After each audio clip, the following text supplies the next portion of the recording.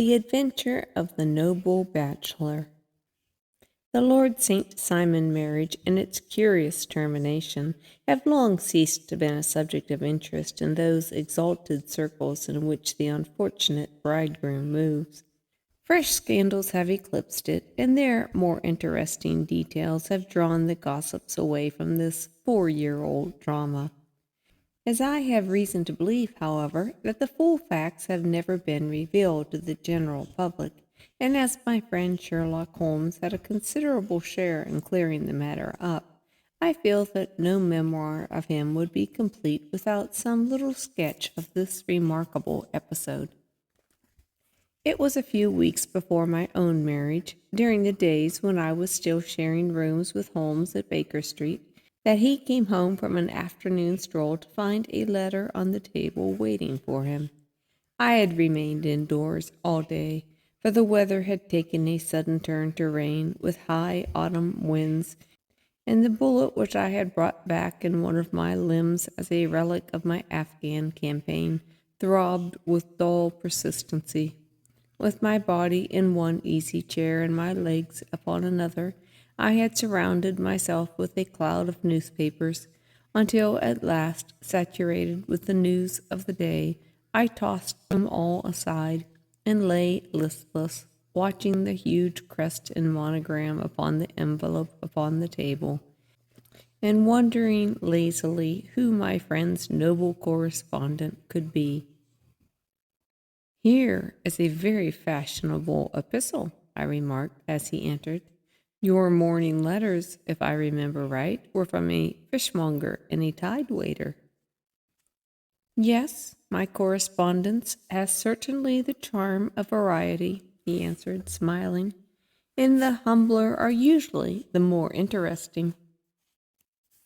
This looks like one of those unwelcome social summons that call upon a man either to be bored or to lie." He broke the seal and glanced over the contents. "Oh, come, it may prove to be something of interest after all." "It's not social, then?" "No, distinctly professional." "From a noble client?" "One of the highest in England." "My dear fellow, I congratulate you." "I assure you, Watson, without affectation, that the status of my client is of less moment to me than the interest of his case. It is just possible, however, that also may not be wanting in this new investigation. You have been reading the papers diligently of late, have you not?" "It looks like it," said I, ruefully, pointing to the huge bundle in the corner. "I have had nothing else to do." "It is fortunate, for you will perhaps be able to post me up. I read nothing except the criminal news and the agony column. The latter is always instructive. But if you have followed recent events so closely, you must have read about Lord St. Simon and his wedding." "Oh, yes, with the deepest interest." "That is well. The letter which I hold in my hand is from Lord St. Simon. I will read it to you, and in return you must turn over those papers and let me have whatever bears upon the matter. This is what he says: "My dear Mr. Sherlock Holmes, Lord Backwater tells me that I may place implicit reliance upon your judgment and discretion. I have determined, therefore, to call upon you, and to consult you in reference to the very painful event which has occurred in connection with my wedding. Mr. Lestrade, of Scotland Yard, is acting already in the matter, but he assures me that he sees no objection to your cooperation, and that he even thinks that it might be of some assistance. I will call at 4 o'clock in the afternoon, and should you have any other engagement at that time, I hope that you will postpone it, as the matter is of paramount importance. Yours faithfully, St. Simon." It is dated from Grosvenor Mansions, written with a quill pen, and the noble lord has had the misfortune to get a smear of ink upon the outer side of his right little finger, remarked Holmes, as he folded up the epistle. "He says 4 o'clock. It is 3 now. He will be here in an hour. Then I just have time, with your assistance, to get clear upon the subject. Turn over those papers and arrange the extract and the order of time, while I take a glance as to who our client is. He picked up a red-covered volume from a line of books of reference beside the mantelpiece. Here he is, he said, sitting down and flattening it out upon his knee. Lord Robert Walsingham de Vere St. Simon, second son of the Duke of Balmoral. Arms, azure, 3 caltrops and chief over a fess sable. Born in 1846, he's 41 years of age, which is mature for marriage. Was under security for the colonies in a late administration. The Duke, his father, was at one time Secretary for Foreign Affairs. They inherit Plantagenet blood by direct descent, and Tudor on the distaff side. Well, there's nothing very instructive in this. I think that I must turn to you, Watson, for something more solid. I have had very little difficulty in finding what I want, said I, for the facts are quite recent, and the matter struck me as remarkable. I feared to refer them to you, however, as I knew that you had an inquiry on hand, and that you disliked intrusion of other matters. Oh, you mean the little problem of the Grosvenor Square furniture van. That is quite cleared up now, though indeed it was obvious from the first. Pray, give me the results of your newspaper selections. Here is the first notice which I can find. It is in the personal column of the Morning Post, and it dates, as you see, some weeks back. A marriage has been arranged, it says, and will, if rumor is correct, very shortly take place, between Lord Robert St. Simon, second son of the Duke of Balmoral, and Miss Hattie Doran, the only daughter of the Aloysius Doran, Esquire, of San Francisco, California, United States of America. That is all. Terse and to the point, remarked Holmes, stretching his long, thin legs towards the fire. There was a paragraph amplifying this in one of the society papers of the same week. Here it is. There will soon be a call for protection in the marriage market, for the present free trade principle appears to tell heavily against our home product. One by one, the management of the noble houses of Great Britain is passing into the hands of our fair cousins from across the Atlantic. An important addition has been made during the last week to the list of the prizes which have been borne away by these charming invaders. Lord St. Simon, who has shown himself for over 20 years proof against the little god's arrows, has now definitely announced his approaching marriage with Miss Hattie Doran, the fascinating daughter of a Californian millionaire. Miss Doran, whose graceful figure and striking face attracted much attention at the Westbury House festivities, is an only child, and it is currently reported that her dowry will run to considerably over 6 figures, with expectancies for the future. As it is an open secret that the Duke of Balmoral has been compelled to sell his pictures within the last few years, and as Lord St. Simon has no property of his own save the small estate of Birchmoor, it is obvious that the Californian heiress is not the only gainer by an alliance which will enable her to make the easy and common tradition from being a Republican lady to a British peeress. Anything else? Asked Holmes, yawning. Oh, yes, plenty. There's another note in the Morning Post to say that the marriage would be an absolutely quiet one, that it would be at St. George's, Hanover Square, that only half a dozen intimate friends would be invited, and that the party would return to the furnished house at Lancaster Gate, which has been taken by Mr. Doran. 2 days later, that is, on Wednesday last, there is a curt announcement that the wedding had taken place, and that the honeymoon would be passed at Lord Backwater's place near Petersfield. Those are all the notices which appear before the disappearance of the bride. Before the what? Asked Holmes with a start. The vanishing of the lady. When did she vanish? At the wedding breakfast. Indeed. This is more interesting than it promised to be. Quite dramatic, in fact. Yes, it struck me as being a little out of the common.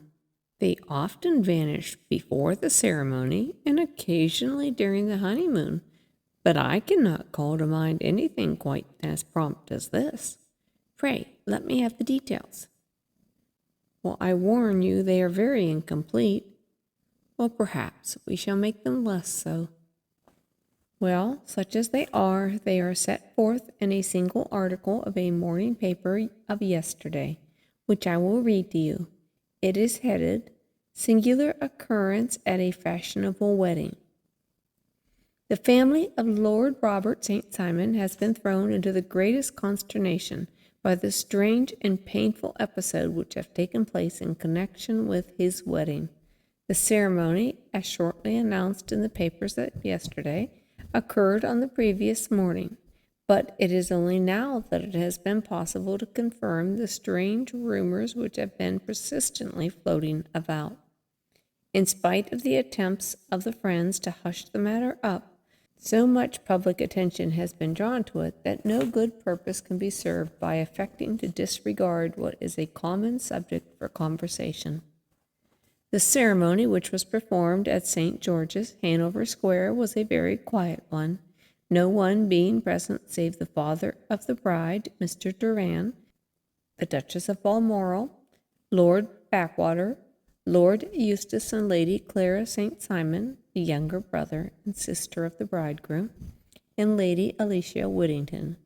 The whole party proceeded afterwards to the house of Mr. Doran at Lancaster Gate, where breakfast had been prepared.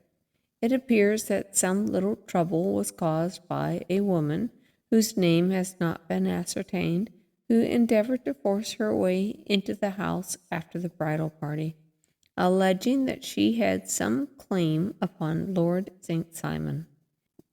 It was only after a painful and prolonged scene that she was ejected by the butler and the footman.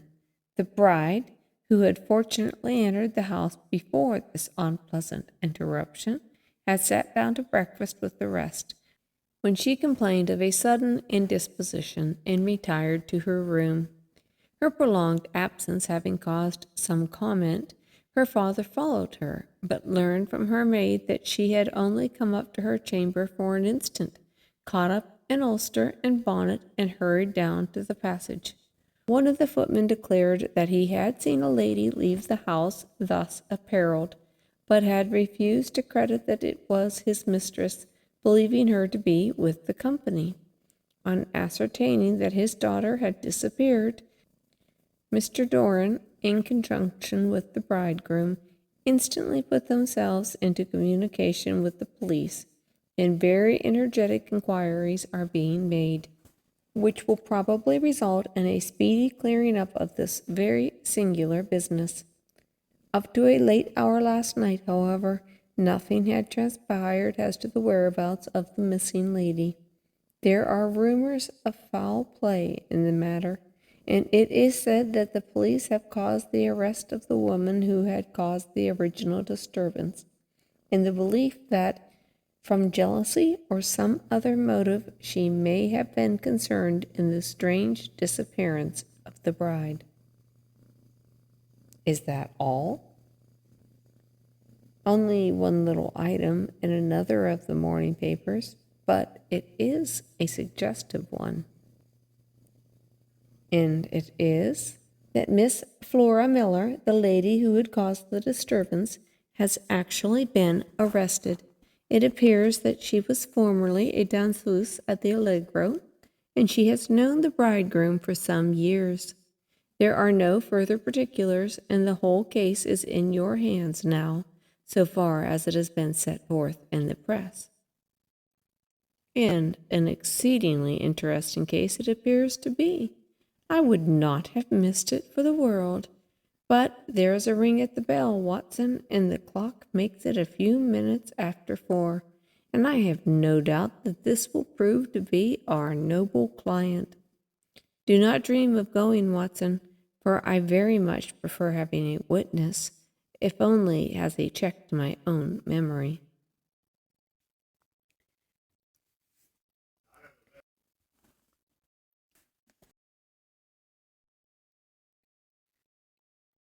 Lord Robert St. Simon, announced our page boy, throwing open the door. A gentleman entered, with a pleasant, cultured face, high-nosed and pale, with something perhaps of petulance about the mouth, and with the steady, well-opened eye of the man whose pleasant lot it has ever been to command and to be obeyed. His manner was brisk, and yet his general appearance gave an undue impression of age, for he had a slight forward stoop and a little bend of the knees as he walked. His hair, too, as he swept off his very curly-brimmed hat, was grizzled round the edges and thin on the top. As to his dress, it was careful to the verge of foppishness, with high collar, black frock coat, white waistcoat, yellow gloves, patent leather shoes, and light-colored gaiters.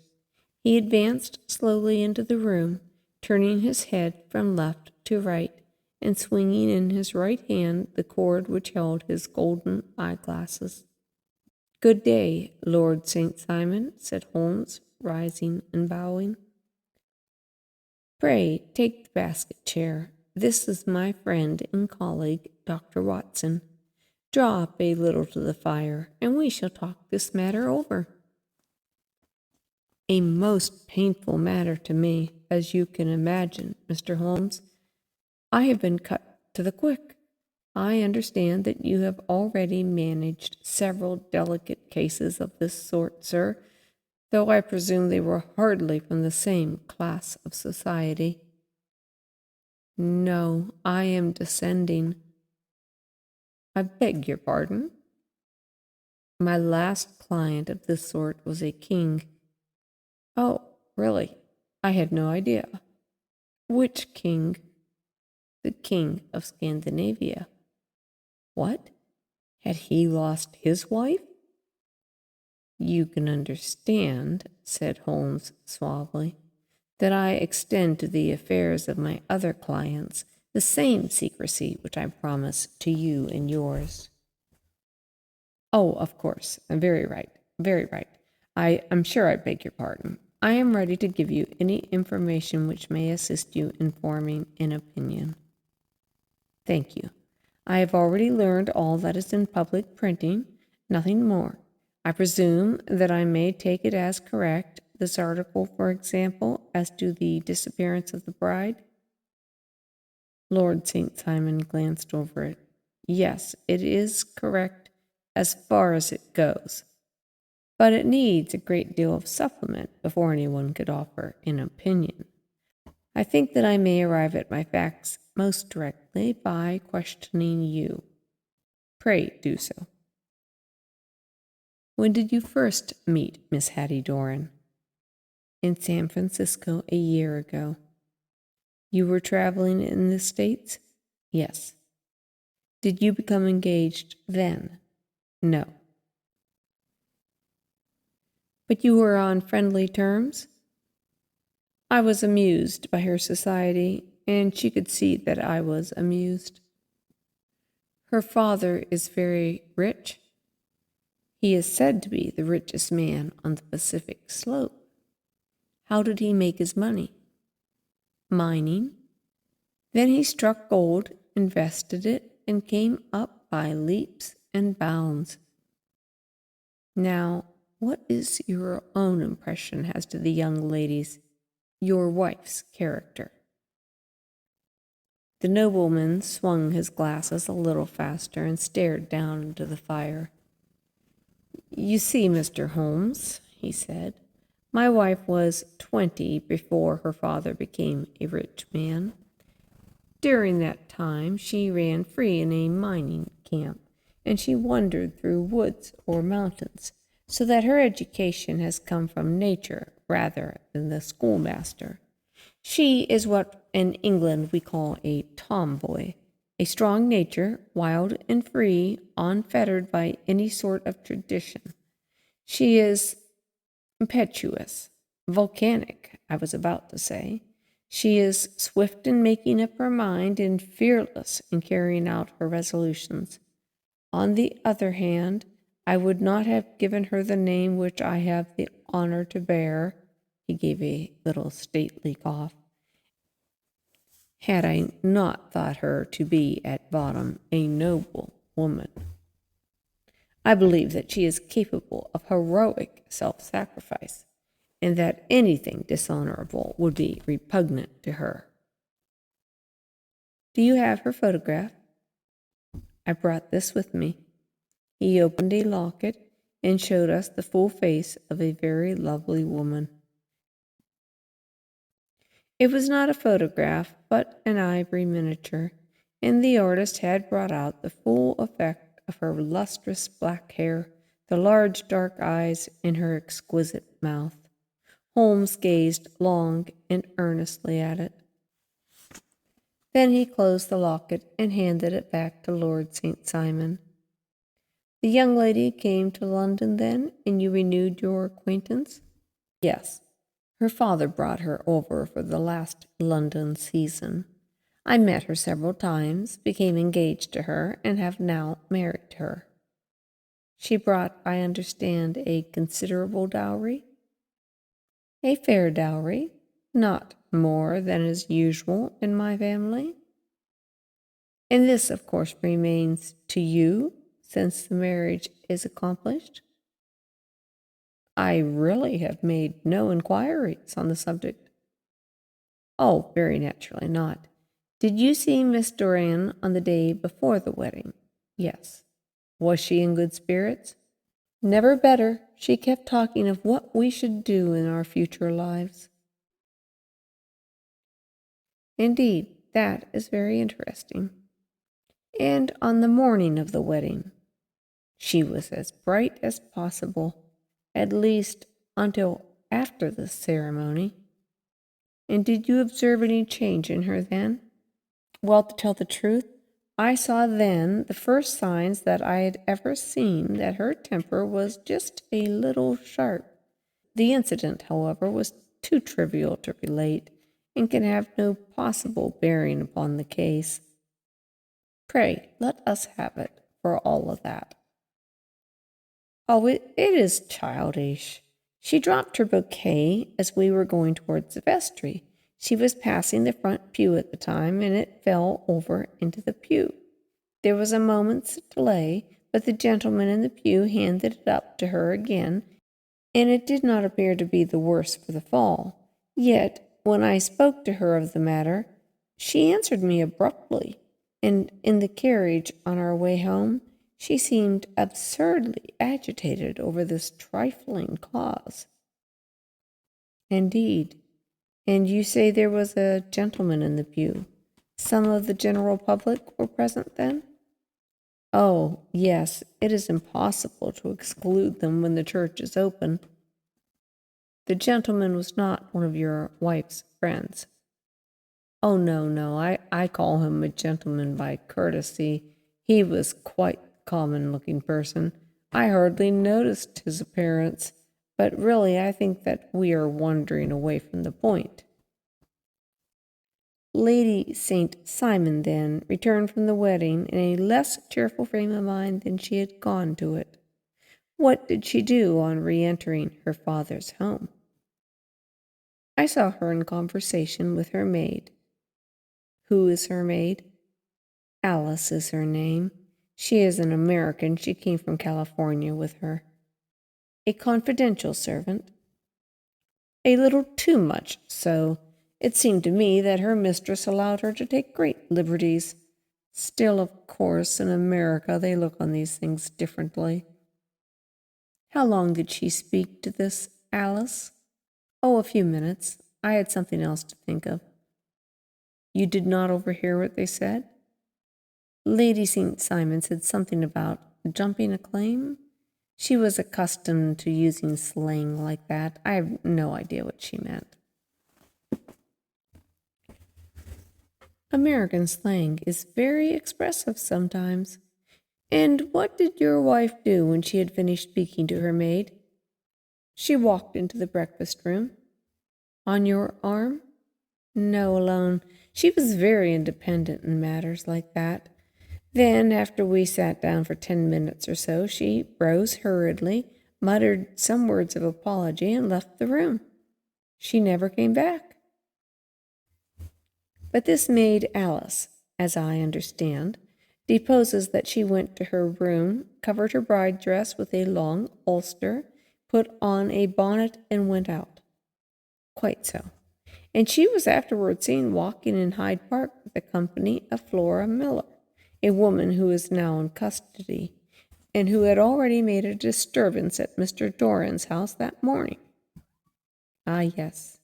I should like a few particulars as to this young lady and your relation to her. Lord St. Simon shrugged his shoulder and raised his eyebrows.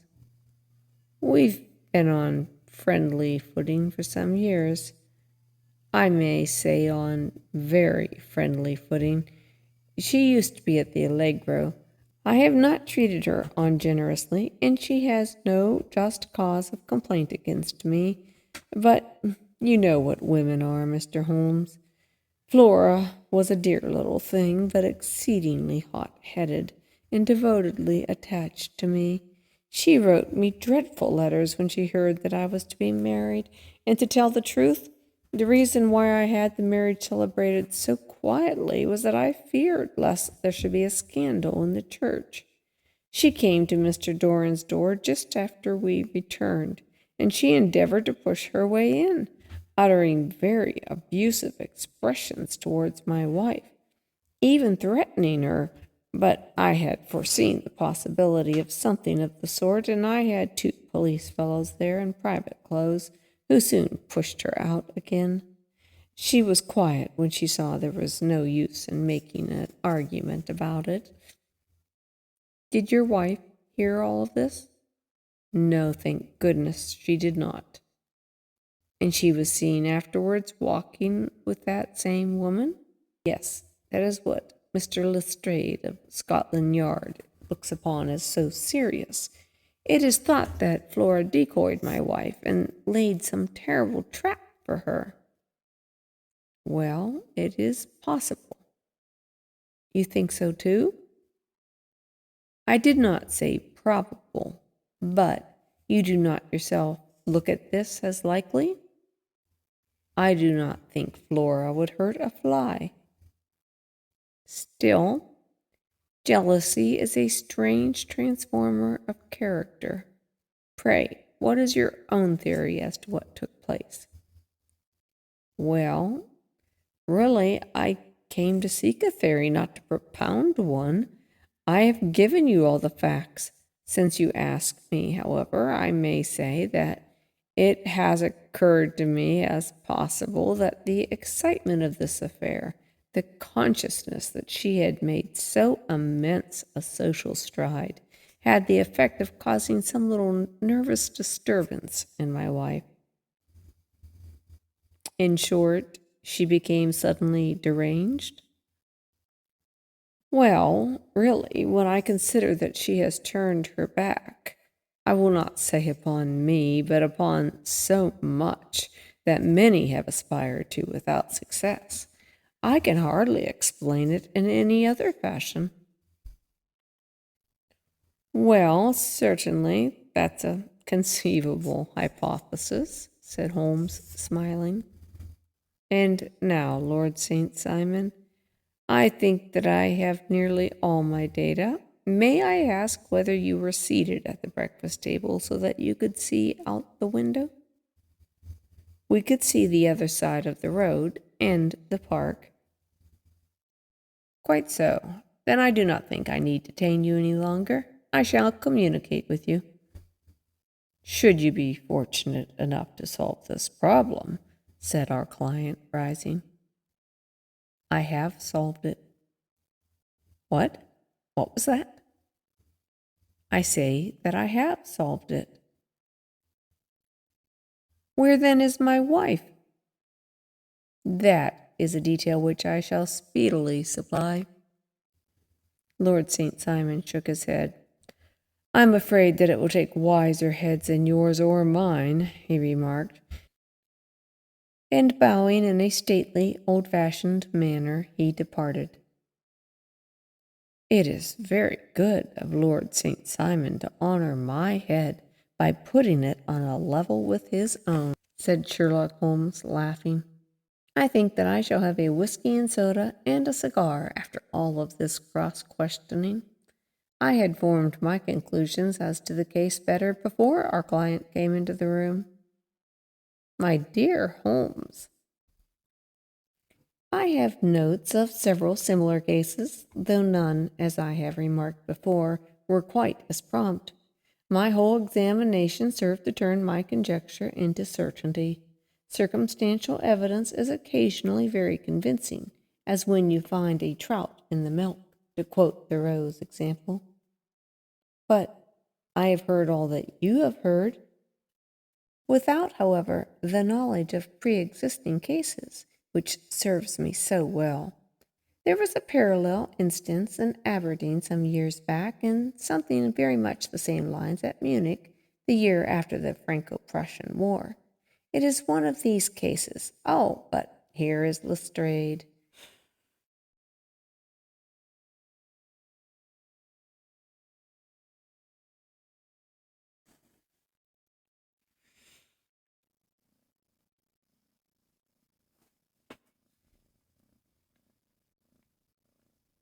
"Good afternoon, Lestrade. You will find an extra tumbler upon the sideboard, and there are cigars in the box."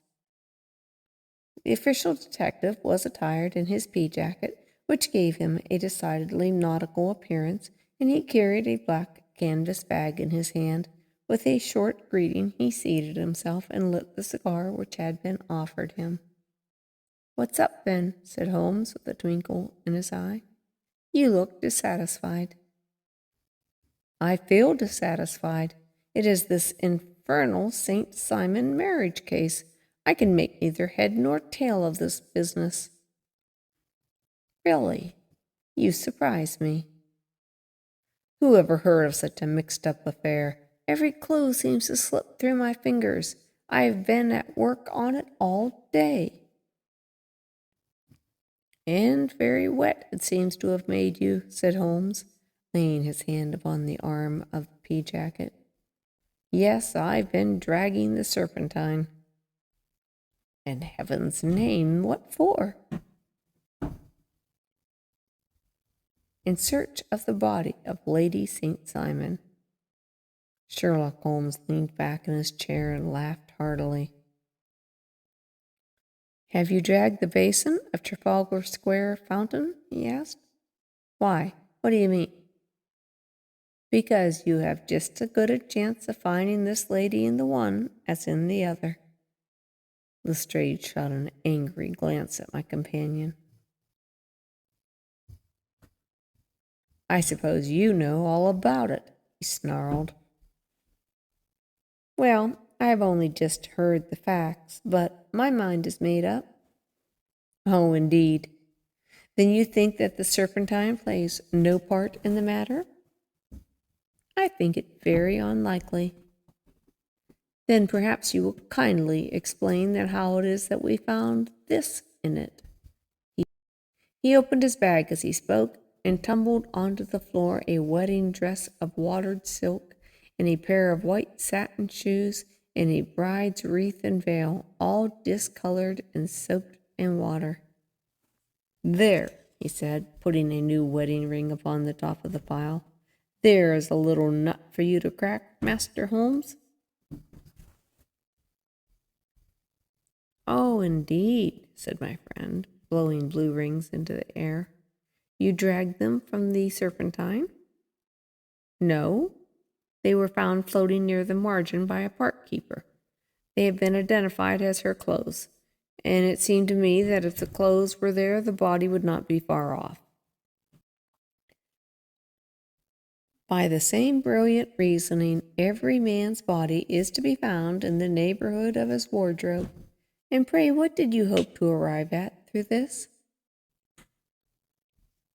at some evidence implicating Flora Miller in the disappearance. I am afraid you will find it difficult. Are you indeed now? Cried Lestrade with some bitterness. I am afraid, Holmes, that you are not very practical. You with your deductions and your inferences. You have made 2 blunders in as many minutes. This dress does implicate Miss Flora Miller. How? In the dress is a pocket. In the pocket is a card case. In the card case is a note. And here is the very note. He slapped it down upon the table in front of him. Listen to this. You will see me when all is ready. Come at once. F.H.M. Lady St. Simon was decoyed away by Flora Miller, and she, with confederates no doubt, was responsible for her disappearance. Here, signed with her initials, is the very note which was no doubt quietly slipped into her hand at the door, which lured her within their reach. Very good, Lestrade, said Holmes, laughing. Let me see it. You really are fine indeed. He took up the paper in a listless way, but his attention instantly became riveted, and he gave a little cry of satisfaction. This is indeed important, he said. Aha, you find it so? Extremely. I congratulate you. Lestrade rose in triumph and bent his head to look. Why, he shrieked, you're looking at the wrong side. On the contrary, this is the right side. The right side? You're mad. Here is the note written in pencil over here. And over here is what appears to be the fragment of a hotel bill, which interests me deeply. There's nothing in it. I looked at it before. October 4th, room, breakfast, cocktail, lunch, glass sherry, etc. I see nothing in that. Very likely not. It is most important all the same. As to the note, it is important also, or at least the initials are, so I congratulate you again. I've wasted time enough, said Lestrade, rising. I believe in hard work, not in sitting by the fire spinning fine theories. Good day, Mr. Holmes, and we shall see who gets to the bottom of this matter first. He gathered up the garments, thrust them into the bag, and made for the door. Just one hint to you, Lestrade, said Holmes before his rival vanished. I will tell you the true solution of the matter. Lady St. Simon is a myth. There is not, there never has been any such person. Lestrade looked sadly at my companion. He turned to me, tapped his forehead 3 times, shook his head solemnly, and hurried away.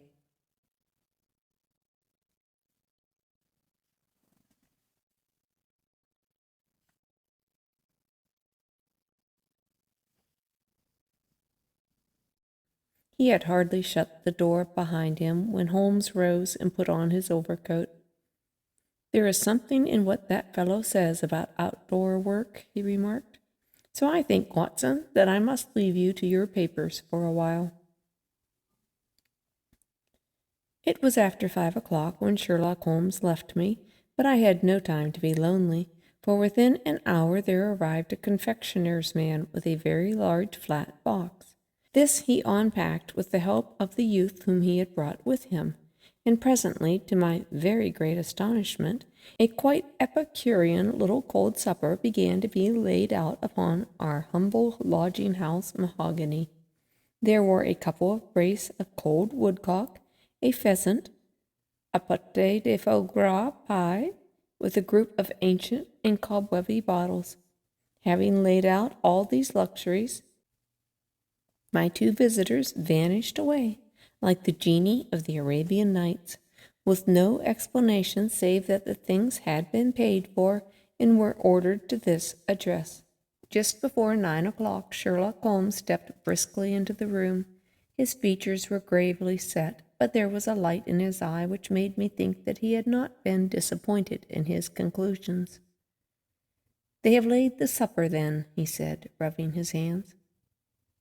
"You seem to expect company. They have laid for 5. "Yes, I fancy that we may have some company dropping in," said he. "I am surprised that Lord St. Simon has not already arrived. Ah, I fancy I hear his step now upon the stairs."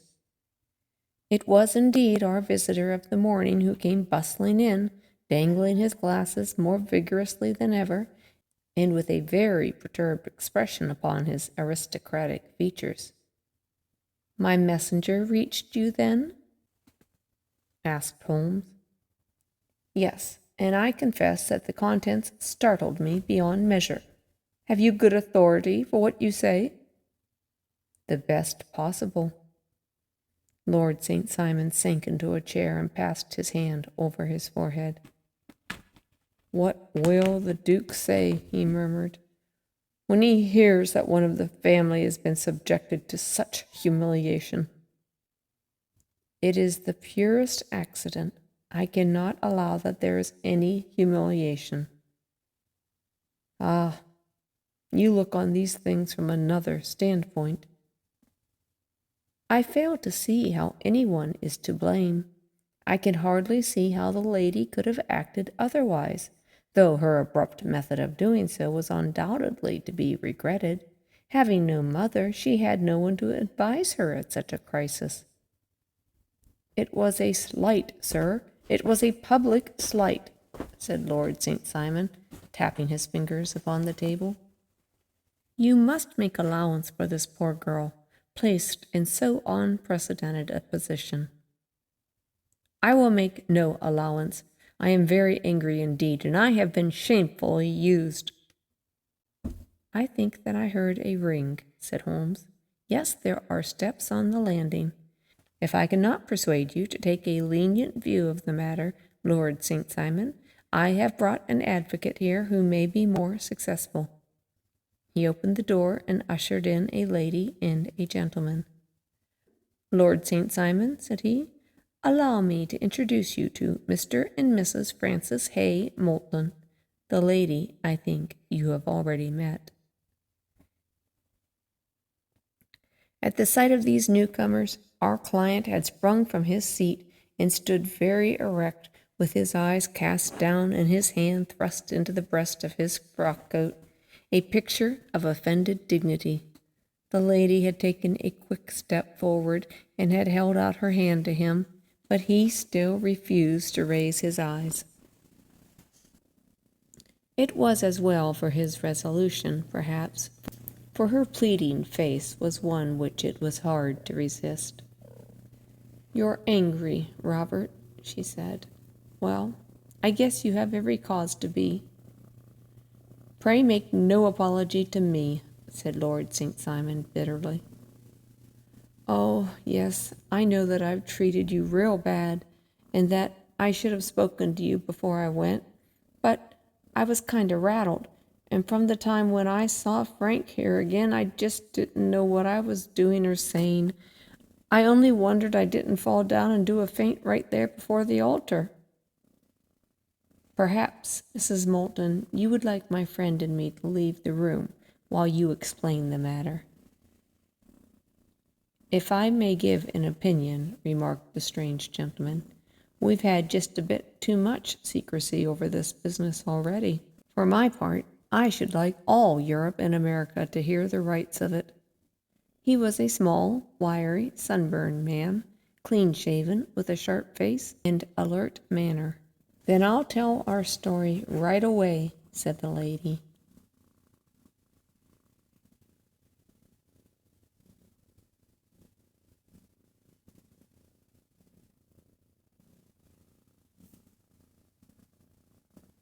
"Frank here and I met in '84 in McGuire's camp near the Rockies while Pa was working on a claim.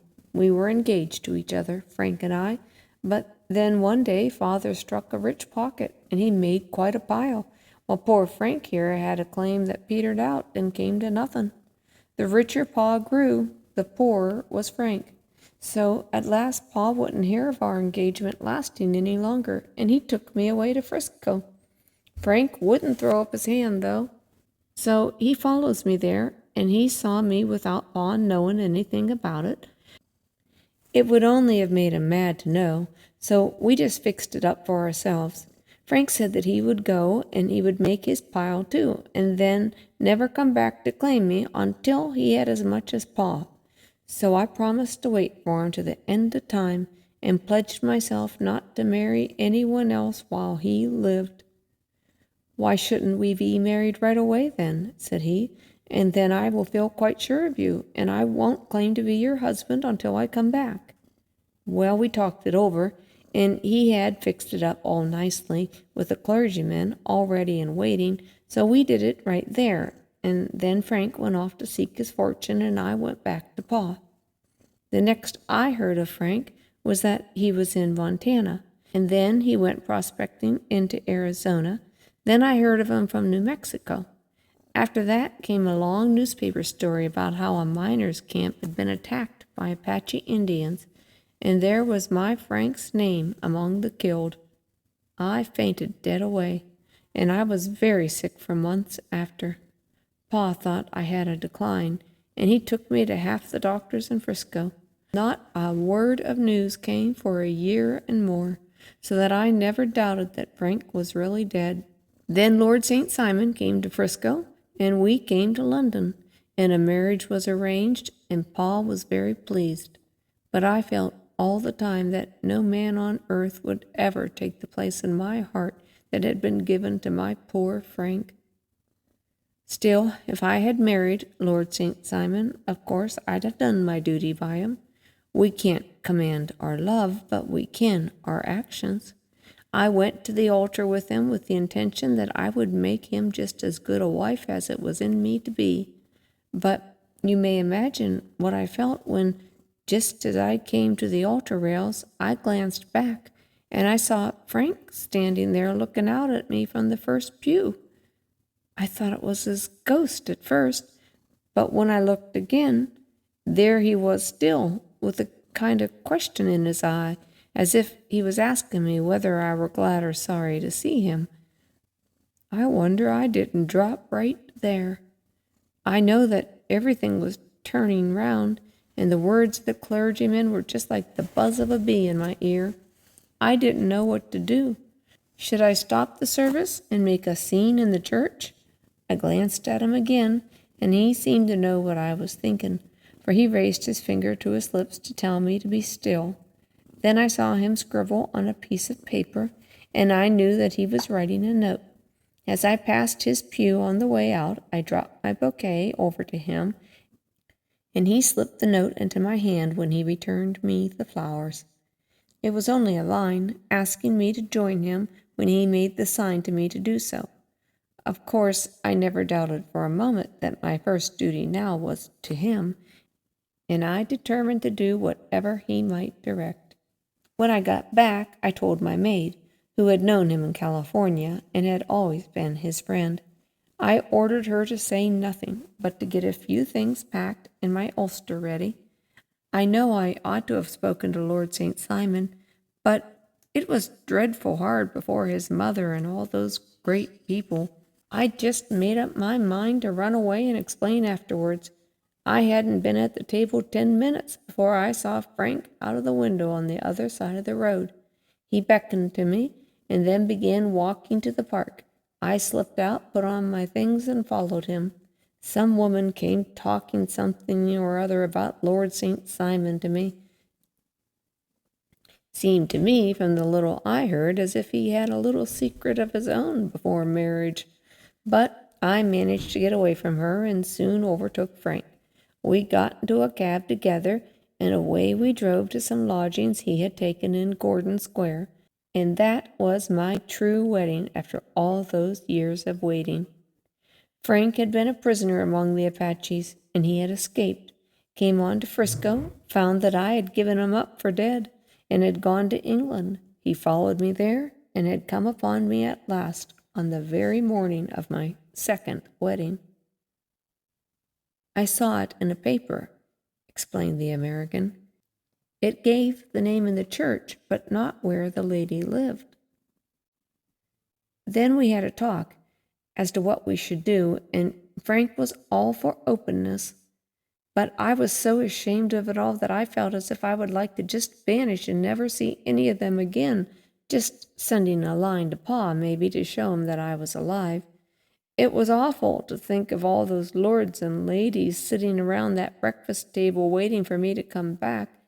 So Frank took my wedding clothes and things and made a bundle of them so I should not be traced, and dropped them away somewhere where no one should find them.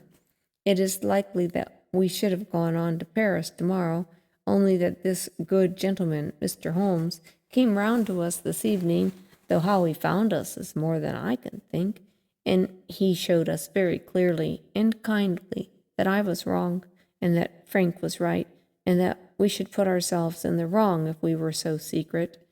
Then he offered to give us a chance of talking to Lord St. Simon alone, and so we came right away round to his rooms at once. Now, Robert, you've heard it all, and I'm very sorry if I gave you any pain, and I hope that you do not think very meanly of me." Lord St. Simon had by no means relaxed his rigid attitude, but had listened with a frowning brow and compressed lip to this long narrative. "Excuse me," he said, "but it is not my custom to discuss my most intimate personal affairs in this public manner." "Then you won't forgive me? You won't shake hands before I go?" "Oh, certainly, if it would give you pleasure." He put out his hand and coldly grasped that which she extended to him. "I had hoped," suggested Holmes, "that you would have joined us in a friendly supper." "I think that there you ask a little too much," responded his lordship. "I may be forced to acquiesce in these recent developments, but I can hardly be expected to make merry over them. I think that, with your permission, I will now wish you all a very good night." He included us all in his sweeping bow, and he stalked out of the room.